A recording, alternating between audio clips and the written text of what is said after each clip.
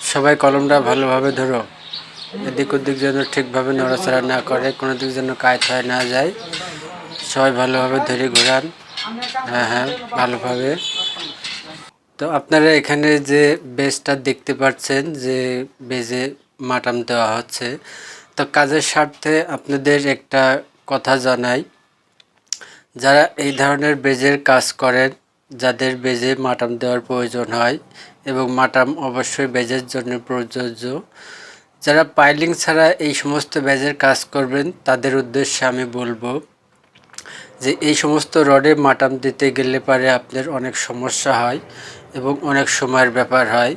তো এইভাবে যদি আপনারা আগে বেজগুলো বেঁধে নেন, বেঁধে নেওয়ার পরে যদি মাটাম দেন, যেমন ভিডিওতে আপনারা দেখতে পাচ্ছেন, এই বেজটা আপনার 9 ফিট বাই 9 ফিট। তো এই বেজটা কিন্তু আগে বাঁধা হয়েছে, এবং এরপরে কিন্তু বাঁধার যে অবশিষ্ট জায়গাটা রয়েছে, বাড়তি যে অংশটা মাটাম হবে, সেটা কিন্তু বেজ বাঁধার পরে মাটাম দেওয়া হচ্ছে। এতে কিন্তু কাজ করতেও সুবিধা এবং কাজটা কিন্তু আরও দ্রুত হয়। তো আপনারা যদি এ ধরনের পদক্ষেপ নেন, তো আমি মনে করব আপনাদের জন্য সুবিধা হবে এবং সহজ হবে। যাই হোক, তো মূল বিষয় হচ্ছে আমরা আজকে দেখব বেজে কলমটা কিভাবে বসাতে হয় এবং বেজে সম্পূর্ণরূপে কলম বসানোর জন্য কি কি পদক্ষেপ গ্রহণ করা হয়, তো সম্পূর্ণ কোর্স আমরা আজকে এই ভিডিওতে দেখব। তো এখানে দেখতে পাচ্ছেন বেজের মধ্যে সোলিং দেওয়া হয়েছে। তা আসলে এখানে সিসির কথা ছিল, তো সিসি দেওয়া সম্ভব হয়নি, যার কারণে সোলিং দেওয়া হয়েছে। আর আপনারা দেখতে পাচ্ছেন যে মাটি ভাঙা শুরু হয়ে গেছে। এখানে এই মাটি ভাঙার জন্য প্রোটেকশন দেওয়া হয়েছে, যাতে মাটিগুলো আমাদের বীজের মধ্যে ভেঙে না পড়ে, যার কারণে কিন্তু এইভাবে প্রোটেকশনগুলো দেওয়া হয়েছে। তো আসলে প্রোটেকশন না দিলে পারে বীজের ভিতরে কাজ করা খুবই সমস্যা হয়, যার কারণে কিন্তু এই ধরনের প্রোটেকশন দেওয়া হয়েছে। তো সোলিংয়ের উপরে আমরা বালি সিমেন্ট পাখায় গ্রাটিং এখানে দেওয়া হচ্ছে, সেটা আপনারা দেখতেই পাচ্ছেন। তো এই সমস্ত বিষয়গুলো কিন্তু অবশ্যই আপনাদের জানতে হবে একটি বেজে কাজ করার জন্য। তো এখানে দেখতে পাচ্ছেন আপনারা বেজ কমপ্লিট বাঁধা আছে এবং কলমও কমপ্লিট বাঁধা হয়েছে। তো আসলে আমরা এখন দেখব এই বেজ আর কলম যে বাঁধা আছে সেইটা ড্রয়িং অনুযায়ী বাঁধা আছে কিনা, এবং এই জিনিসগুলো আমরা আজকে ড্রয়িং দেখব যে বেজে কয় ইঞ্চি পরপর রড আছে, এবং এই বেজটা কয় ফিট বাই কয় ফিট, এবং এই বেজে কয় ইঞ্চি ঢালাই আছে। মূল কথা বলতে গেলে কি, এক কথায় যে এই বেজের ডিটেল জিনিসটা আমরা ড্রয়িংয়ে আগে দেখব, এরপরে আমরা বেজটা বসাবো এবং তারপরে বেজে যে কাজগুলো আছে সেই কাজগুলো আমরা করব। তো এই কলম এবং বেজ উভয় জিনিসই কিন্তু ড্রয়িংয়ে থাকে, আর সেই ড্রয়িংটাই আমরা দেখব যাতে আমাদের কাজ করতে খুব সহজ হয়, এবং যারা এই ভিডিওটা দেখবেন তারাও যাতে খুব সহজে বুঝতে পারেন যে আসলে ড্রয়িংয়ে এই বেজ অথবা কলম কিভাবে কাজ করতে গেলে কী কী অপশনগুলো আমাদের দেখতে হবে। তো চলুন আমরা এখন সেই রডের যে ড্রয়িংটা আছে সেই ড্রয়িংটা দেখব। তো এখানে যে ড্রয়িংটা আপনারা দেখতে পাচ্ছেন এটাই এই বেজের ড্রয়িং। তো এখানে দেখতে পাচ্ছেন আপনারা এ, এখানেও দেখুন এটা এ, তো এখানে দেখুন ডি দেখানো হয়েছে, এখানেও এটা ডি। তো এইভাবে কিন্তু আপনাদের এই জিনিসগুলো বুঝতে হবে। এরপরে দেখুন এস, এখানেও লেখা আছে এস। তো এইভাবে কিন্তু প্রত্যেকটা জিনিস আপনাকে মিলে মাপগুলো বের করতে হবে। এরপরে যে জিনিসটা এখানে আছে দেখুন ক্লিয়ার কভারিং সোলিং, এখানে আছে আপনার 3 ইঞ্চি সোলিং, 3 ইঞ্চি সিসি এবং 3 ইঞ্চি কভারিং এখানে আছে। আর এই বেসটা হচ্ছে আপনার F5 5 নম্বর বেজ, আর এই বেজের সাইজটা হচ্ছে 9 ফিট বাই 9 ফিট। আর এই বেজে যে ঢালাই হবে এটার মাটি কাটা দেখলেন 8 ফিট, এর ঢালাইটা 17 ইঞ্চি, এবং এখানে দেখুন যেটা 6 ইঞ্চি আছে এস, এটা হচ্ছে আপনার স্লোপ ঢালাই আছে। আর এখানে যে অংশটা দেখতে পাচ্ছেন 12 ইঞ্চি, এটা হচ্ছে আপনার যে কলমের গোড়া থেকে যে 1 ফিট ক্লিয়ার থাকবে সমান, কলমের গোড়া থেকে সমান, সেটা কিন্তু এই 1 ফিট, এটা হচ্ছে আপনার এই অপশন। এরপরে দেখুন যে রডগুলো এখানে দেখানো হয়েছে আপনার 16 মিলি 5 ইঞ্চি সেন্টার। এটা কিন্তু উভয় দুই পাশেই 5 ইঞ্চি সেন্টার দেখানো হয়েছে, যেহেতু বেসটা স্কোয়ার সমান শর্ট এবং লং দুই পাশেই কিন্তু আপনার 5 ইঞ্চি করে দেওয়া হয়েছে। আর এই দুই পাশে 5 ইঞ্চি দেওয়া হয়েছে একদিক দিয়ে সুবিধা, কারণ এই বেসটা আপনি যেদিক খুশি সেই দিকে নিচে রাখতে পারবেন। আর বেজের ক্ষেত্রে আপনাদের যেটা লং সেকশন হয় সেটা কিন্তু নিচে থাকে। তো এখানে দেখুন কলমের যে অপশনটা দেখানো হয়েছে, এখানে কিন্তু আপনার রিংয়ের কোনো মাপ নেই এবং কয়টা রড সেটারও কিন্তু কোনো মাপ এখানে দেওয়া হয় না ডিটেলস। তা আসলে এই কলমের যে অপশনটা সেটা দেখতে হলে আমাদের কলমের ডিজাইন দেখতে হবে। তো এটা হচ্ছে আমাদের সেই কলমের ডিজাইন। আর এই ডিজাইনে আমরা দেখতে পাবো যে একটি কলমে কয়টা রড আছে। তো এটা দেখুন সেই কলম আমাদের C4, এটাই হচ্ছে কলম। আর এই কলমটা আজকে বেজে বসানো হবে। তো এই কলমের দেখুন রড আছে এখানে 6টা 16 মিলি এবং 6টা 12 মিলি রড দেওয়া আছে এই কলমে। তো মোট 12টা রড আছে। তো এই 12টা রড যে ডিটেল জিনিসটা দেখুন, এখানে যে কলমের সাইজটা দেখানো হয়েছে 23 ইঞ্চি বাই 15 ইঞ্চি, এটা হচ্ছে আপনার গ্রেড বিমের নিচে।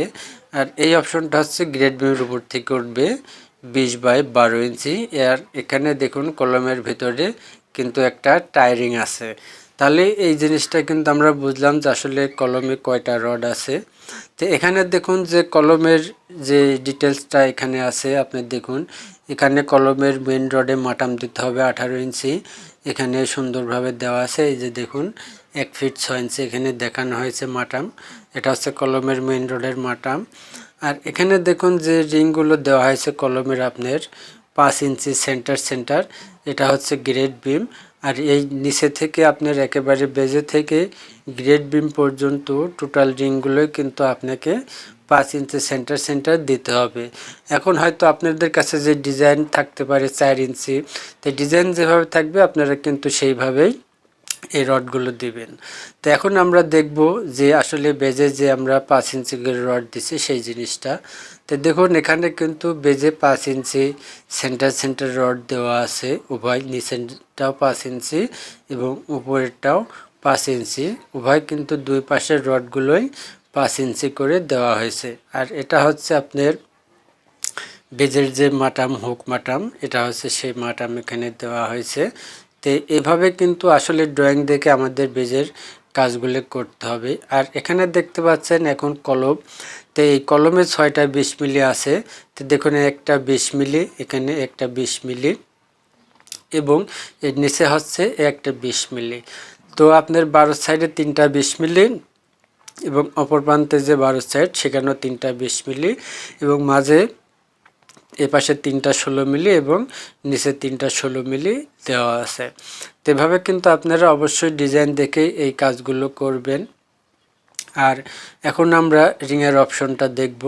এই যে দেখুন এটা হচ্ছে কলমের রিং 5 ইঞ্চি সেন্টার। আপনার গ্রেড বিম পর্যন্ত কিন্তু এই 5 ইঞ্চি সেন্টার টু সেন্টার আপনাকে রিং দিতে হবে। আর ভিতরে যেটা দেখতে পাচ্ছেন এটা হচ্ছে আপনার টাই রিং। তা আসলে এই জিনিসগুলো অবশ্যই আপনাদের ড্রয়িং দেখেই করতে হবে, যে ড্রয়িংয়ে কীভাবে আছে সেই জিনিসগুলো কিন্তু আপনাদের অবশ্যই ফলো করতে হবে। তো এবার আমরা দেখব যে বেজটা নামানো হবে এবং বেজ নামানোর পরে কীভাবে আমরা বেজটা সেন্টার করব।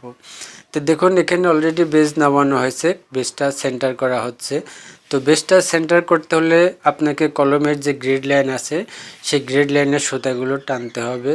সেই সুতাগুলো টানার পরে আপনার বেজের 4 সাইডে 4টা শল নিতে হবে। শল নেওয়ার পরে আপনাকে এই বেজটা সেন্টার করতে হবে। আর শলটা নিতে হলে পারে অবশ্যই আপনাকে নিচে যে সুলিং অথবা সিসি আছে সেইটার উপরে আপনাকে শল নিতে হবে। সেইভাবে শল নেওয়ার পরে আপনি বেজটা সেন্টার করতে পারবেন। আর শলটা যখন নেবেন তখন শলটা যাতে আপনার 100% হয় এবং সবগুলো মাপজোকগুলো সঠিকভাবে দেবেন এবং পরবর্তী ওই শলের থেকে যাতে কলমের যে সেন্টার লাইন হবে, কলম বসানো হবে, সেই দাগগুলো যাতে ইজিভাবে দেওয়া যায় সেই বিষয়ের উপরে খেয়াল রেখে অবশ্যই আপনাকে শলটা 100% সঠিকভাবে নিতে হবে। আর শলটা যখন আপনি সঠিকভাবে নেবেন তখন কিন্তু আপনার কলমটাও সঠিকভাবে বসাতে পারবেন। তাই অবশ্যই শলটা যখন নেবেন তখন সবসময় 100% সঠিকভাবে নেওয়ার চেষ্টা করবেন। আর অবশ্যই যাতে আপনার শলটা সঠিক হয়। এরপরে যে কাজটা করবেন, আপনারা বেজটা দাগ দিবেন। আপনার যদি 8 ফিট বেজ হয় 4 ফিটে দাগ দিবেন, 9 ফিট বেজ হলে 4.5 ফিটে দাগ দিবেন। আপনার ক্লিয়ার কভারিং বাদ দিয়ে, মানে আপনার বেজের রডটা যতটুকু থাকবে ঠিক তার সেন্টারে দাগ দিবেন। দাগ দেওয়ার পরে আপনারা নিচে যে শলটা নিছেন সেই শলের সাথে আপনার বেজের যে রডের উপরে দাগ দিছেন সেই দাগগুলো সেম করবেন। আর এই দাগগুলো যদি আপনি সেম করতে পারেন তাহলে কিন্তু আপনার বেজটাও সঠিকভাবে সেন্টারে সমানভাবে চারদিকে বসে যাবে। এরপরে যে কাজগুলো আপনাকে করতে হবে, বেজটা সেন্টারিং হয়ে গেলে আপনাকে কলম বসানোর জন্য প্রস্তুতি নিতে হবে। এখন কলম বসানোর জন্য প্রস্তুতি নিতে হলে পরে আপনাকে কি করতে হবে? কলম বসানোর প্রস্তুতি নিতে হলে আপনি যে শলটা করছেন, সেন্টার লাইন বের করছেন বেজের, সেই বেজের উপরে সেই সেন্টার লাইনে সুতা ধরে ঠিক এভাবে আপনারা কলম বসানোর জন্য বেজের রডের উপরে দাগ দিবেন। দাগ দেওয়ার পরে, এবং এই দাগটা কিন্তু আপনাকে দুই পাশেই দিতে হবে। এখন যেমন দেখছেন এখানে এক পাশে দাগ দেওয়া হচ্ছে এবং পরবর্তীতে আপনাকে কিন্তু অপর পাশটা আপনাকে দাগ দিতে হবে। দুই পাশটাই কিন্তু আপনাকে দাগ দিতে হবে। এই যে দেখতে পাচ্ছেন আমরা এক পাশে দাগ দেওয়া হয়েছে, এবার কিন্তু অপর পাশে দাগ দেওয়া হবে। তা আসলে এভাবে কিন্তু আপনাকে দুই সাইডে দাগ দিতে হবে। দাগ দেওয়ার পরে আপনাকে যে কাজটা করতে হবে, তো দুই পাশে যখন আপনার দাগ দেওয়া হয়ে যাবে তখন আপনাকে দুই দাগের মাঝখানে যে অপশনটা আপনার পড়বে সেই অপশনে কিন্তু আপনাকে কলমের যে মাপ আছে, আপনি সেন্টার লাইন থেকে কোন দিকে কতটুকু যাবে সেই অনুযায়ী যদি আপনি দাগ দিয়ে নিতে চান তাহলে দাগ দিতে পারেন। আর যদি দাগ দিতে না চান তাহলে আপনাকে ঠিক সেন্টার লাইনে কলমের সেন্টার করে একটা রিংয়ের উপরে আপনাকে দাগ দিতে হবে। যে সাইজের কলম বসবে সেই সাইজের রিংয়ে দাগ দিবেন। দাগ দিয়ে আপনি রিংটা বেঁধে কলমটা বসাবেন। তো এখানে যেহেতু বেজের উপরে দাগ দেওয়া হয়েছে সেই বেজের উপরে দাগের উপরেই এই কলমটা বসানো হবে। দেখতে পাচ্ছেন ঠিক সেই সেন্টার করে এই কলমটা বসানো হবে। আর কলমটা বসানোর আগে কিন্তু আপনার কলমের নিচের অংশে যে রিংটা আছে সেই রিংয়ে কিন্তু আপনাকে সেন্টার করে দাগ দিতে হবে যে কোন পাশে কয় ইঞ্চি করে আপনার এই কলমটা দেওয়া হয়েছে। সেই দাগেরগুলো আপনি সেন্টার করবেন। বেজের যে দাগ আছে বেজের রডের সাথে সেই দাগ এবং কলমের রিংয়ের সঙ্গে যেই দাগ দেওয়া হয়েছে সেই দাগ দুইটা আপনার একসঙ্গে একত্রে করে মিলাতে হবে। মিলানো যদি আপনার 100% হয় তাহলে কিন্তু আপনার কলমটাও 100% ভাবে সঠিক জায়গায় যথাস্থানে সম্পূর্ণভাবে বসে যাবে। তো এই ধরনের যে প্রসেসগুলো আমি আপনাদের এই ভিডিওর মাধ্যমে দেখালাম, আপনারা যদি এই জিনিসগুলো অবলম্বন করে এই বেজে কলমগুলো বসান তাহলে আপনারা সঠিকভাবে কলমগুলো বসাতে পারবেন আমি মনে করি। আর আশা করি অবশ্যই আপনাদের কাছে যদি এই ভিডিওটা ভালো লাগে অবশ্যই একটা লাইক দিবেন আর আমার এই চ্যানেলটা সাবস্ক্রাইব করে রাখবেন এমন নতুন নতুন আরও ভিডিও পেতে। আর যারা সাবস্ক্রাইব করছেন তাদেরকে অসংখ্য ধন্যবাদ। সবাই ভালো থাকবে।